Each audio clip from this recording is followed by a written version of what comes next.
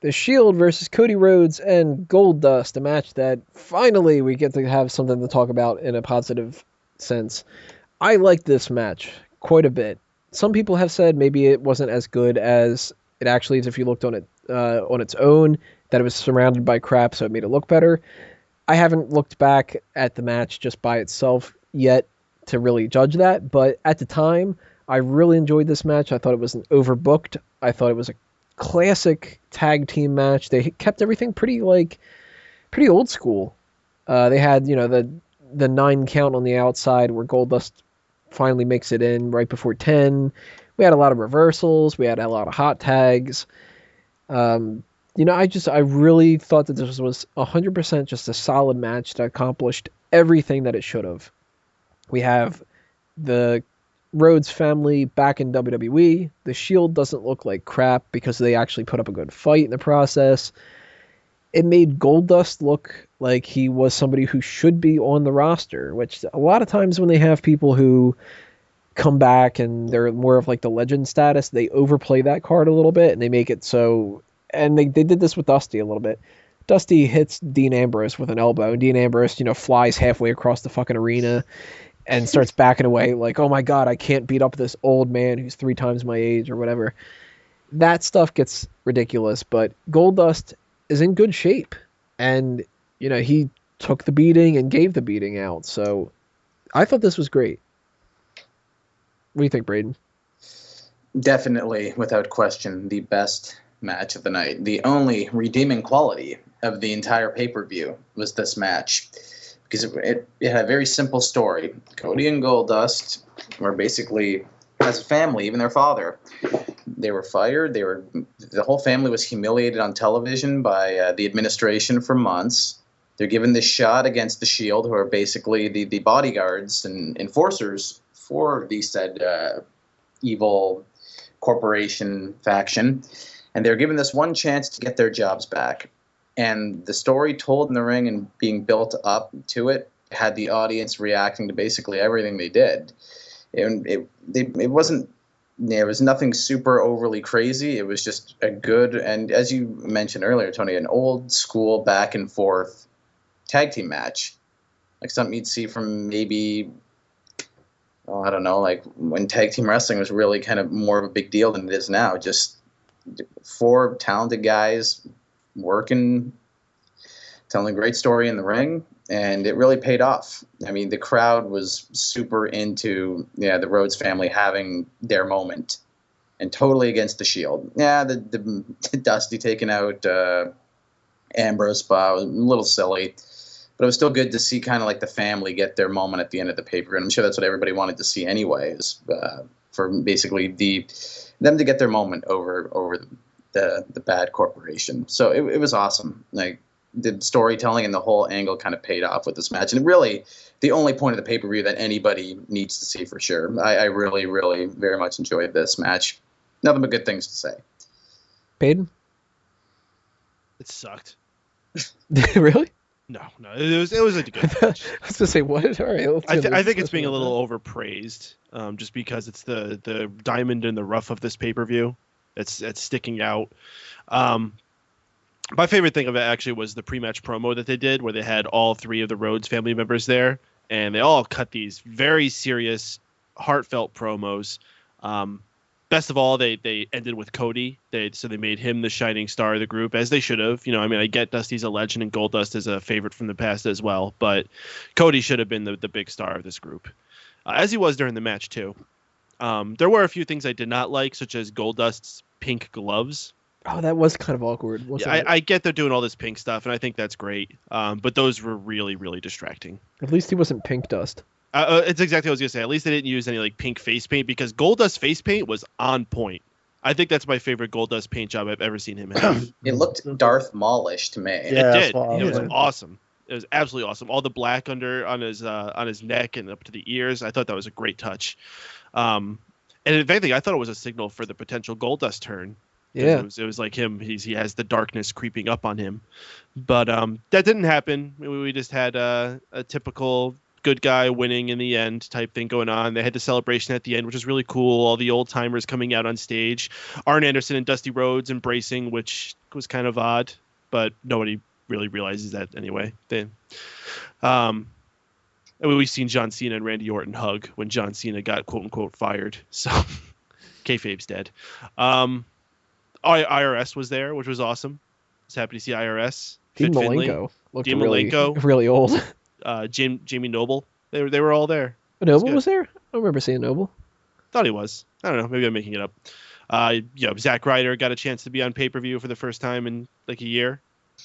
So, yeah, it was good. The Shield had their typical good outing.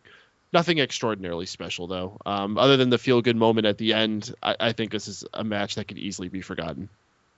Yeah, I mean, it wasn't like best match of the year, going to rank up on PWI's list or anything like that, but it certainly was the standard which the whole pay-per-view should have been. Yes. But that's what happens when you don't have half your matches before the pay-per-view even starts, and you really don't put any effort into it whatsoever. If they would have put the same effort into this match, or even maybe half as much effort from both a performance and a building standpoint, then the pay-per-view would have been decent. Yeah, I mean, they only went into the two Triple H, related storylines, like the WWE title match and this match, were the only stories with any sort of momentum going into the actual pay-per-view. That's two matches out of a whole card. Yeah, Punk and Ryback did kind of too. Yeah. The tail end of that. But we'll talk about that coming up a little bit later. The one other thing I do want to mention, though, you were talking about the end of the match was good. I loved that Crossroads. Probably the most intense Crossroads ever, performed in the middle of a ring. Yeah, that looked like that could have hurt. That was perhaps my favorite one that he's ever done. It looked like it could have been a solid finisher. Maybe it's Rollins, maybe it's Cody, maybe it's just they really hit a magic spot that night. But man, if that ends up being like how he delivers that from now on, fantastic. One of my favorite finishers then. Burhan, what are your thoughts on this match? I felt it was very nostalgic. It was a great match. I do agree with Payden. Those pink gloves really freaking took focus off of everything. He's just standing there and he's putting his fucking pink gloves on. I'm just looking at him and going, why would you? I had that you guys really get distracted by pink gloves. We will never forget the gloves of Goldust. But apart from that, yeah, it was a great match. It was nice to watch the Rhodes family finally get one in. It's still, it was great, but it wasn't enough to save the pay-per-view, in my opinion. No, that would have had to be HBK Undertaker quality great to try to save this pay-per-view.